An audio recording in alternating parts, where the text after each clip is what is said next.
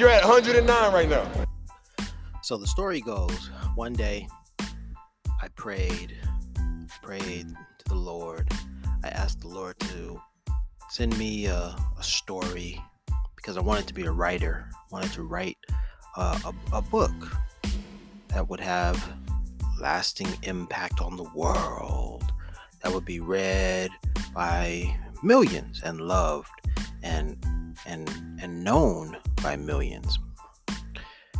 And so I prayed and I waited for my prayer to be answered. And as I waited, my life circumstances changed. They deteriorated. I lost jobs left and right, and my mom and dad wanted me out of their home. They told me, "You're old enough to have your own apartment, so get out." And I moved out and continued to work or search for work, and I continued to get fired from those jobs. And so things were a struggle for me, and I still wanted that story. So I prayed for that story. And then I had to leave America because I learned that there were jobs in America. And I actually found a job, applied for it, and I got hired. And so I moved internationally. I moved abroad because I had a job. And I worked abroad for 9 years. And over that, a total of 12, maybe 13 years, just under 13 years. In total, I worked abroad. And, I didn't write any books, didn't write any stories. That book that I had prayed for never came to me. And yet, strange things started happening to me. And I traveled the world, and I just kept running into what I believe is myself. The number is 109. That's myself. That's me. The saying goes, no matter where you go, there you are. And so no matter where I went, I always found 109. So the story goes, I was traveling through Latin America, and I snapped a photo. I was in Madrid, Spain. Well, that isn't Latin America, but that is a Spanish-speaking country, right? And I snapped a photo and posted the photo to Instagram. And that photo was the 1090th photo. I didn't make a big deal about the number 1090. I just snapped an interesting photo and posted it, and then I went on with my day. But something that happened soon after, minutes after snapping that photo, I left my hotel, turned the corner, and I saw a car parked on the street that had the license plate number 1090. And I thought, hey, I just uploaded my 1090th photo to Instagram, and look, there's a license plate that reads 1090. How coincidental. So I snapped another photo and posted that to Instagram, and I told people, hey, I just snapped my 1090th photo, and this is and I saw the number 1090. Whoa, what a coincidence. And that was it. That was in Madrid. That was 1 year. And then another year, this time in Latin America, I was in, Mexico. And I went to the Frida Kahlo Blue House. Got to the Frida Kahlo Blue House via a Uber driver. And when I started to exit the vehicle, I saw the radio station that he was listening to was none other than 100.9, I think, on the FM dial. A popular radio station in Mexico. And I said, that's interesting, 1009. And since my numbers are 109, I imagine that 109 still resonated with me. That the number 1009 or 100.9 on the FM dial, that still resonated with me because For me, I saw the 1 and the 0, which represented the 10, and then the 0 and the 9, which represented the number 9. So I still saw 10-9 in 100.9 on that FM dial. And I thought, hey, that's pretty interesting. And there I was in Mexico when that happened. Let's see, chronologically, I was in Madrid in 2018, and the story about Mexico happened in 2017. So I actually went backwards. I remember I was also in Peru in 2017. I hiked up Machu Picchu. Of course, Machu Picchu is very famous, world famous and whatnot. And I climbed up Machu Picchu, and then I checked my watch, and I discovered that at the top of Machu Picchu, my watch struck 10:09. That was exactly when I looked at my clock. It was 10:09. I thought, wow, I'm at the top of I summited Machu Picchu at 10:09, and I had been told the spirits will speak to you.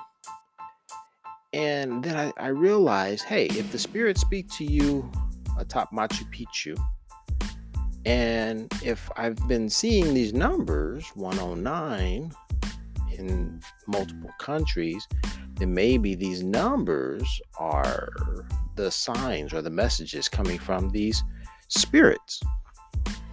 And so that was the conclusion I arrived at. So I said, no wonder I've been seeing these numbers. These are spiritual messages. So that's what I took away from Machu Picchu in Peru. Thereafter, I was in, I was in Cuba in 2017. And in Cuba, I picked up a book about Ernesto Che Guevara, the revolutionary, the Cuban revolutionary, the leader of the Cuban Revolution, alongside Fidel Castro and others. And within the first few pages, I read that Che Guevara was killed on 10/9, or in other words, October 9th. It was 1967. And I thought, wow, that's an interesting coincidence. I said, wow, the spirits are communicating with me in Havana, Cuba. And I thought, well, Che Guevara's spirit couldn't possibly be communicating with me because he was physically killed in Bolivia and his body was buried in Bolivia. And I thought, man, it's cool that I'm having this moment with this book and this knowledge and this number 109, but it would be even cooler if I could say that Che Guevara was, physically in Cuba when I made this discovery. And I didn't think that I could, but I could, because about a year or two after, maybe even 3 years after Che Guevara, maybe even 4 years after I left Cuba, I was doing some research about Che Guevara when I came across this story. Personally, I think that the spirit of Che Guevara tried to contact me, in 1997 when I was a high school student. After graduating from high school, I went to a bookstore and I tried to pick up the book Che Guevara, Che, by John Anderson Lee. I reached for the book and someone accosted me, a Latino man accosted me in the bookstore. He said, so why are you picking that book up? I said, I'm interested. I don't know. I didn't really have an answer for him, but I guess he kind of made me nervous. And so I put the book back and I never picked it up again for many years. And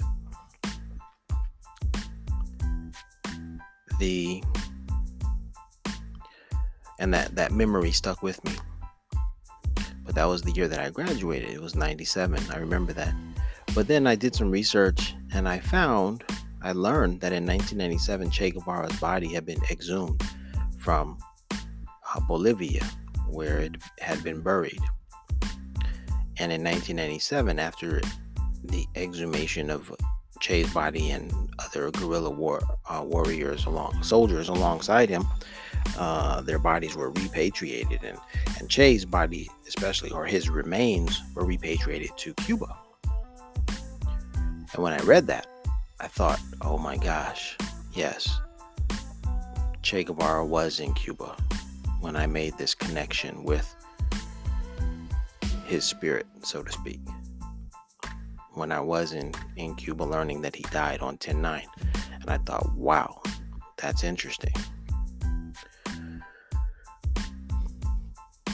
I remember I was in Medellin, Colombia when I went to sleep around 9 o'clock, and then for some reason I woke up. I simply naturally woke up. There were no loud noises, and there was no reason for me to have awoken at that time, except my body said wake up. I woke up and I immediately stretched out to grab my phone to see, hey, what time is it? And I looked at the time and it was exactly 1:09 a.m. And I thought, whoa, that's kind of amazing. And so these are the stories, these are the moments that, I've had throughout my travels, specifically in Latin America, and also Europe.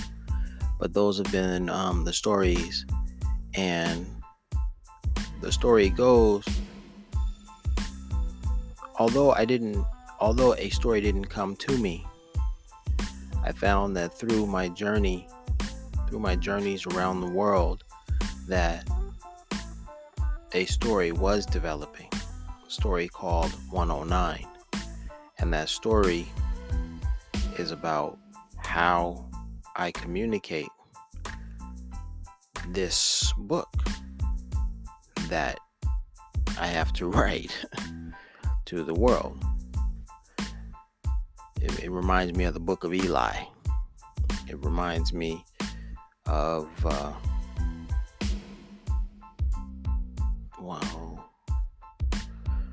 I guess the book of Eli is the only thing that comes to mind. No, The Alchemist, like Paulo Coelho's Alchemist, reminds me of, which I haven't read. I have to read it. I read the first few pages of it, but I didn't get through the whole text. I'll have to get back to reading The Alchemist. I think I read more than just a few pages. So that's the story. I prayed. It didn't come to me. Circumstances forced me to act, to do something, and I acted. I went out. I lived my life, and in the process, that thing that I prayed for, I received. It didn't come when I thought it would come, when I wanted it to come, but it did. It did eventually arrive. So that's the story. Now, every time I tell the story, it's a little different, but it's a practice. It is a practice of mine to tell the story. To become a better storyteller, you have to practice. You have to practice daily. You have to tell the story to others, to people, and you have to set a brick every day. In addition to telling the story, I tried to bring in some more moments of 109 things. And so I said I had an experience in Oman whereby I saw the number 109 on a license plate on a car that had just cut me off, when that car and my car were the only two on the road. And you have to really think about that. Like, what are the odds of that vehicle having that license plate? I think that's miraculous. And it was on the same day that Nipsey was murdered. And so it was within hours of that event that I saw that 109. And then it was within a week of that event occurring that I saw that cross, that crucifix in the sky that I can't explain how it got up there. And then I told when I told this story, I told the students, I said, listen, there are three things that are associated with the day that Nipsey died in my mind. It's the number 109, it's Nipsey, and it's a cross. And then I told them, and all you have to do is drive down Crenshaw Boulevard, go to 60th Street, and you will find a mural of Nipsey Hussle, a cross, and the address 6109. This is the story. But then if that doesn't wow them and make them say, then it's the connection with Jean-Michel Basquiat. There's that painting. Look at the picture of Nipsey in Japan. Look at the painting by Jean-Michel Basquiat. And there isn't much of a difference, really. There isn't much of a difference, in my opinion. There's so many connections. Everything is everything. What you see in the Basquiat painting is what you see in the Nipsey photo. Too many connections. It's unbelievable. Too many. Peace and blessings. You're at 109 right now.